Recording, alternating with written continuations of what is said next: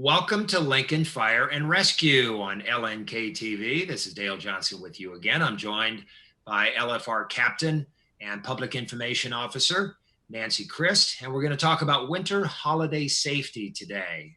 Hi, Nancy. Hi, how are you? Good, I'm doing all right. Thinking, getting my mind shifting to the holiday, and it may seem like we're way out ahead on this with Christmas trees and yard displays and holiday. But when we think about it, really, retail outlets had Christmas items right alongside the Halloween items. So it seems to be getting our attention earlier and earlier every year. So Yeah, we're going to talk about holiday decorating first. When we decorate for family and friends for get-togethers, that increases safety risk, whether it's electrical or fire. So let's talk about electrical first of all. Are you a real tree person or a lifelike tree person? interesting you would ask that because yes, I was born, raised real trees. Raising my girls, I also had real trees. We went out and cut the tree down and so forth. And even into my fire career for several years, I still had a real tree. Um, I actually bit the bullet and bought an artificial tree just last year. So I have moved into, they make them so real looking now. I'm a big Fraser fir person. That's the specific type of tree I like.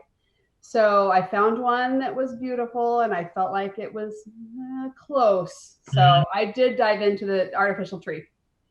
When I was a kid, my folks always on the farm, a real tree family. But I can always remember at the end of that week into January, it was so dry. It was brittle dry. So let's talk about the hazards that come from having a dry tree in your house. Sure. Today, most of the lights that we use on our trees, or what we recommend as far as lights on our trees, are to go with the LED type lights. They're cool burning. The old fashioned lights that we loved growing up, the bright lights, the bubble lights, and all of those different types of lights were hot. And so we really encourage people to use the LED lights. And along with the trees, you want to make sure that you continually water a real tree throughout that holiday season. And I know, once you get packages down there and your decorations are all up, it's kind of hard to access and get under there and water it. But so important to keep that tree as moist as possible. We always waited till probably 10 days to 2 weeks at the most before we put up a real tree when I was still using a real one. So yeah, all of those things are just things to think about. They just make great lights now that are LED. Mm-hmm. For those of you who are watching and used to be lifelike tree people, and now you're switching to be a real tree person, you will be amazed at how much water those trees use. So check on it daily to begin with. It's a really good idea. I've talked to enough people at nurseries that will tell me that initially it takes up a lot of water in order to sustain itself after it's been cut. So if you're a real tree person, make sure that you always water. And those lights, let's go back to those bulb lights that used to be huge. And back in the day, they were very, very hot. And thank goodness technology has enabled them to keep the shape and the size and the look. But oh, are they so much cooler? Yeah, they are. And something else to think about, even when we talk about moving to the LED lights away from the old hot lights, we also want to think about and make sure that we're checking how many strands of those lights can be connected together. There is a manufacturer recommendation usually on the packaging of lights. So you want to make sure not to exceed that, as not to overload that string or that circuit, which, as you know, can cause fires. And don't cheap out and take those indoor lights and put them outdoors, because an indoor light has no business being outdoors. Yep. An outdoor light is specifically manufactured to withstand the elements, the moisture and the cold, and then the changing of temperatures. So it's important not to ever use those outdoor lights inside or the inside lights outside. Are you an outdoor holiday decorating family? We are, yes. You talked about those old school lights, the old fashioned lights that were all, they were all the primary colors and they were the big, huge bulbs. Those are nostalgic to me. We actually found those exact type of lights in an LED light. So, yep, we've got the Christmas lights on all the peaks and usually some, wreaths and stuff. And speaking of wreaths, I also encourage people to think about using an artificial wreath as opposed to the real. Again, those real types of evergreen get so brittle by the end of the season. And they make clips, they make devices that help you hook the wires onto your gutters or whether it's under a shingle. I won't reveal how many nails my dad used out on the farm to put lights. The statute of limitations is up, so I'm not guilty of that. But nowadays, it's much more convenient to put lights up outside.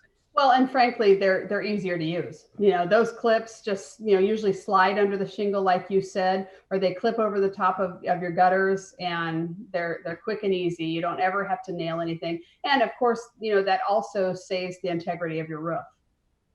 All right. If you're entertaining, make sure that your tree has plenty of water and that you are using indoor lights and that you don't use indoor lights outside. That's for the decorating part. Now let's switch to entertaining. When you have the family over, when you have friends over, uh, keep the kids. First, let me ask you, I was going to say keep the kids and the pets away from the candles, but are you a candle person?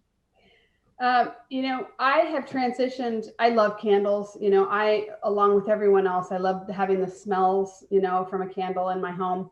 But I have transitioned to just the non-flame candles. Again, they're LED lit. They look realistic. You can even get some that make a crackling noise. And then for the smells, I use like the plug-in type air fresheners or the melting wax style versus having a flame candle. So if you do have the real thing, make sure you keep the kids and the pets away. But as you pointed out, anymore, you've got the battery operated candles that flicker and, as you pointed out, make the sound. If you do have real candles, keep the matches and keep the lighters off the coffee table, off the end tables, so that the kids can. They're not doing it intentionally, but they may find it if you leave it out. Yeah, I mean, we recommend that you have sort of like a 3 foot rule. You should have anything that is combustible. You should have a barrier between, the ability for a child or a pet to get to them by at least 3 feet, and that's a minimum.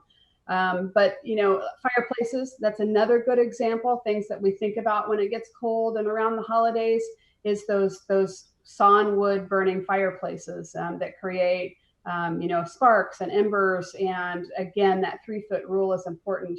Along those lines, be certain that you're having those chimneys cleaned at least once a year to just prevent that creosote from igniting and causing a chimney fire. And again, don't cheap out on that chimney being cleaned, because if you think you did it last year and you used it through the winter time, who knows, maybe there's a bird or something has gotten up into your chimney where you can't see it. So have those cleaned on a regular basis.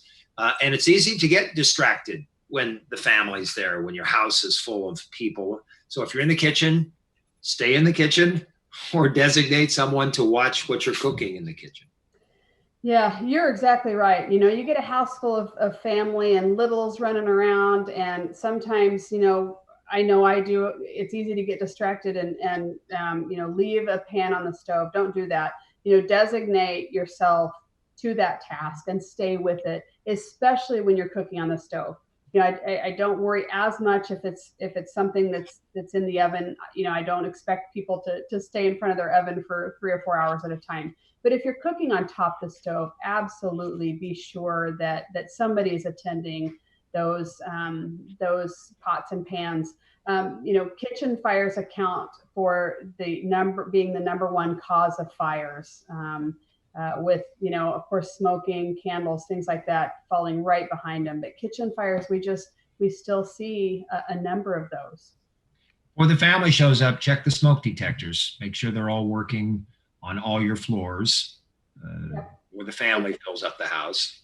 Yeah, again, it's hard to kind of keep track of everybody that's in your home, and I know this may come across as strange or crazy to our folks watching, but kind of go through an escape plan with your guests. If for some reason you have one of your exits that's blocked with a reconstruction project or something like that, that's something that you want to communicate to your guests. Just kind of make sure that they know where the escape route is configured in your house. Finally, Nancy, before we run out of time, curious about whether 2020 had an increase in fires for Lincoln Fire and Rescue compared to past years because of COVID, because more people staying home for longer periods of time. What are your numbers so far for 2020? So, I don't have specific numbers for 2020. I can tell you that I don't believe we've had a huge increase in the number of times that we go out the door on fires. In 2019, fires accounted for 10% of our overall volume, which is generally about where we are. And those are what we call fire bravos or fire charlies. A fire bravo may be that a person has a fire in their oven, or a person has a fire on their stove that they think is out, or they saw a pop or a flash, maybe a fire flash in an outlet, or lightning struck their home. So that's a fire bravo. And we still go out there. We don't have as many rigs respond. But then a fire Charlie is usually a fire whereby the caller says, I see flames, I see smoke, we smell it.